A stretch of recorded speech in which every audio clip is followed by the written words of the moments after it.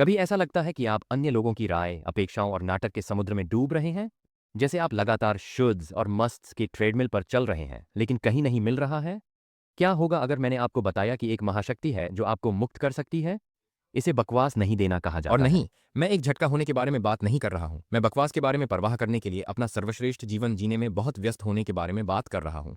चारों ओर चिपके रहें, क्योंकि यह सिर्फ सबसे मुक्त चीज हो सकती है जिसे आप पूरे दिन सुनते हैं। चलो, असली हो, जीवन छोटा है। जैसे पलक झपकना, और आप इसे कम याद करते हैं, और फिर भी हम इतना समय इस बात की चिंता करने में बिताते हैं कि दूसरे लोग क्या सोचते हैं। हर किसी को खुश करने की कोशिश करते हैं और उन चीजों पर जोर देते हैं जो वास्तव में मायने नहीं रखती हैं। यह थकाऊ है ना?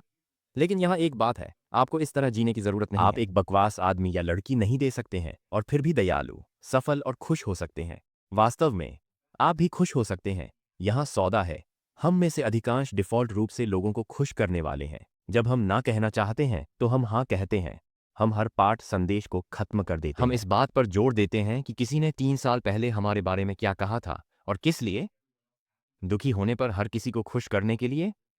वह जीना नहीं है, यह अभी मौजूद है, और ईमानदारी से, यह आपकी कीमती समय की बर्बादी है। एक बकवास मानसिकता मत डालो दर्ज यह करें। कठोर या स्वार्थी होने के बारे में नहीं है। यह प्राथमिकता देने के बारे में है कि वास्तव में क्या मायने रखता है और बाकी को जाने देता है। यह महसूस करने के बारे में है कि आप नियंत्रित नहीं कर सकते कि अन्य लोग क्या सोचते हैं, कहते हैं या करते हैं, लेकिन आप नियंत्रित कर सकते हैं कि आप इसे कितनी ऊर्जा देते हैं। और स्पॉइलर अलर्ट, आपको इसे ज्यादा देने की जरूरत नहीं है। मान लें कि आप किसी मित्र को पाठ भेजते हैं और वे जवाब नहीं देते हैं। आपका दिमाग ओवरड्राइव में चला जाता है। क्या मैंने कुछ गलत कहा?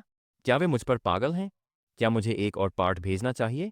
या शायद मुझे बस एक नए देश में जाना चाहिए और फिर से शुरू करना चाहिए। परिचित ध्वनि? यहाँ एक बकवास दृष्टिकोण नहीं देना है। मान लें कि वे व्यस्त हैं, इसके बारे में भूल जाओ और कुछ मजेदार करो। क्योंकि ईमानदारी से कहूं तो उनकी चुप्पी का शायद आपसे कोई लेना देना नहीं है, और अगर ऐसा होता भी है तो यह उनकी समस्या है, आपकी नहीं। या इस परिदृश्य को लें, कोई आपको कुछ ऐसा करने के लिए कहता है जो आप वास्तव में नहीं करना चाहते हैं। आपकी वृत्ति हाँ कहना है क्योंकि आप उन्हें परेशान नहीं करना चाहते हैं। लेकिन यहाँ बात है, हर बार जब आप किसी ऐसी चीज के लिए हाँ कहते हैं जो आप नहीं करना चाहते हैं, तो आप खुद को नहीं कर रहे हैं। वे एक बकवास दृष्टिकोण नहीं देते हैं। विनम्रता से कहें नहीं।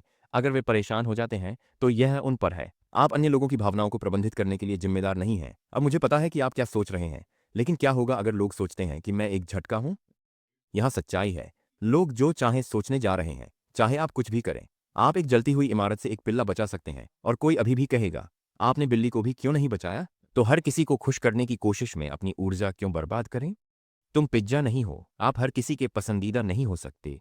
डोंट गिव ए शिट आदमी होने के नाते लापरवाह या लापरवाह होने के बारे में नहीं है। यह आपके समय, ऊर्जा और ध्यान के साथ जानबूझकर होने के बारे में है। यह इस बात पर ध्यान केंद्रित करने के बारे में है कि वास्तव में आपके लिए क्या मायने रखता है, और बाकी को जाने दें।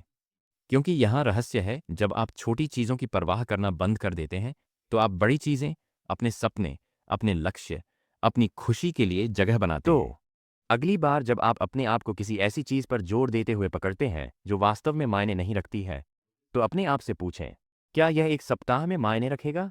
1 महीना? 1 साल? अगर जवाब नहीं है, तो इसे जाने दें।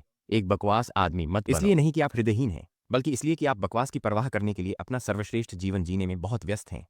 याद रखें, जीवन उन चीज़ों पर बर्बाद करने के लिए बहुत छोटा है जो मायने नहीं रखती हैं। तो आगे बढ़ो, दयालु बनो, भयानक बनो, लेकिन बाकी के बारे में बकवास मत। और अगर किसी को इससे समस्या है, तो ठीक है, यह उनकी समस्या है, आपकी नहीं। अब वहां जाओ और ऐसे रहो जैसे तुम्हें परवाह नहीं है, क्योंकि ईमानदारी से आपको ऐसा करने की जरूरत नहीं है। और यदि आप महत्वाकांक्षी हैं, लेकिन बहुत आलसी हैं, और आप एक रहस्य जानना चाहते हैं कि आलसी होने के दौरान आप कैसे उत्पादक हो सकते हैं, Yeah.